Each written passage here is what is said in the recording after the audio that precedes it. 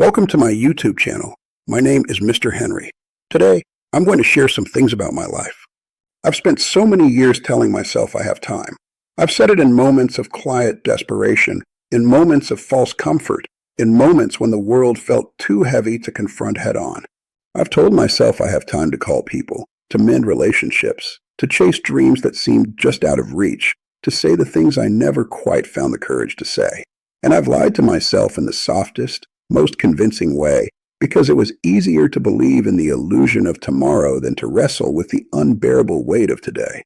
There's a peculiar comfort in believing that life stretches endlessly before you, that the mistakes you've made can be undone later, that love, apologies, and courage can all wait until a convenient moment. I've carried that comfort like a warm blanket, oblivious to the sharp edges underneath, oblivious to the slow, quiet erosion that comes from leaving things unsaid, undone, uncared for.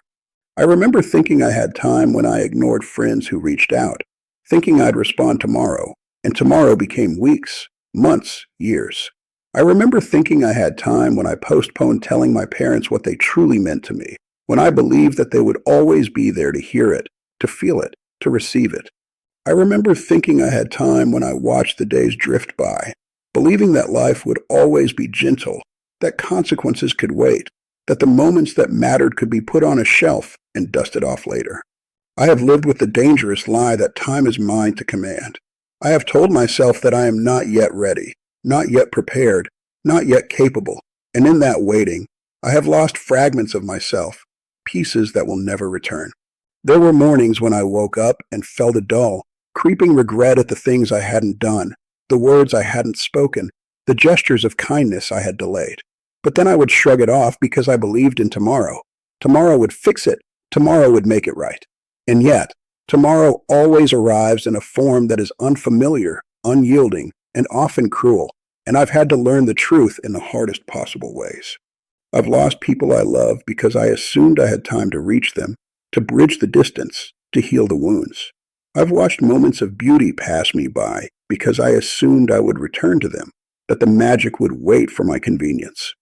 I've walked through life carrying an unspoken apology for every missed opportunity, every unmade phone call, every unshared laugh, every hand I should have held, every heart I should have held closer. And I've come to realize that the lie we tell ourselves is seductive because it frees us from responsibility. It suits our fear of discomfort. It allows us to live in a perpetual state of deferral, convincing ourselves that nothing is urgent, that everything can wait. There is a sharp clarity that comes when you begin to see through the lie. It comes like a cold wind in the middle of a summer afternoon, like a sudden silence after a room full of noise, like the moment you realize that what you assumed would last forever has slipped quietly into memory. I felt it in the hollow ache of lost connections, in the quiet of empty rooms, in the sudden absence of laughter that once filled the air. And it is terrifying because it forces you to confront the fragile truth that time is not something we own. It is borrowed, fleeting, and sometimes cruelly short. I have tried to make peace with this realization by changing the way I live, by speaking truths that I once held back, by reaching out when I feel the pull of connection, by embracing vulnerability in moments I would have once deferred. But even in the pursuit of living fully, I find myself haunted by the shadows of what I did not do, what I delayed, what I excused with the comforting lie that I have time.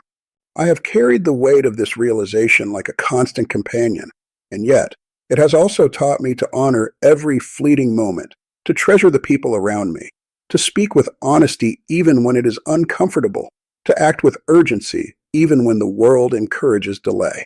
I have discovered that saying, "I have time," is often a shield for fear. It is fear of failure, fear of rejection, fear of confronting the depth of our own emotions, fear of facing the transient nature of life itself. I have stood in the quiet of my own fear and understood that time is the one resource we can never reclaim, and every hesitation is a choice to let life slip through our fingers. I have learned that there is a radical courage in acknowledging that we might not have tomorrow, that the people we love might not wait, that the dreams we defer might dissolve. It is terrifying, yes, but it is also liberating because it awakens a kind of urgency that is raw, honest, and real. I have tried to live differently since understanding this. I call friends when they cross my mind, even if the timing is inconvenient. I tell people I care about them, even if the words make me tremble. I pursue projects that stir my soul, even if they seem too ambitious, even if failure is a very real possibility. I forgive, I apologize, I embrace the discomfort of honesty, because I have realized that these acts, no matter how small, are the antidote to the lie that we have infinite time. I do not always succeed. I falter, I hesitate, I falter again, but the awareness of the fragility of life keeps me moving forward. I have come to understand that the lie we tell ourselves is not just about procrastination or convenience. It is about denial, about pretending that the consequences of our inaction are distant and abstract, about convincing ourselves that we can always reset, start over, repair what has been neglected. And yet, life does not pause, life does not wait, and life does not forgive the indifference we offer it. I have felt the sting of missed moments, the ache of unspoken words, the quiet despair of opportunities left behind, and I have carried these lessons in my heart, raw and unflinching. I have cried over the reality that time, once lost, can never be recovered. I have sat in silence, haunted by the absence of people I loved, by the unmade choices that could have changed the course of my life, by the roads I did not take because I assumed there would be another day, another chance, another moment that never came. I have felt regret like a living thing, crawling through the spaces of my mind, whispering the truth I once refused to hear. That time is the most precious, irretrievable, and finite gift we have, and every denial of its value is a theft from our own lives. I have learned that life is fragile not in a distant, abstract sense, but in the immediate, visceral sense, that the heartbeats around us are numbered, that the words we hold back carry weight, that the gestures we postpone echo in silence. I have discovered that the awareness of time's fragility does not lead to despair. It leads to intensity, to presence, to a fierce, aching desire to live fully, to love deeply, to act courageously. And even when fear whispers that it is safer to wait, I have found that embracing the urgency of life is the only path to authenticity, to meaning, to grace.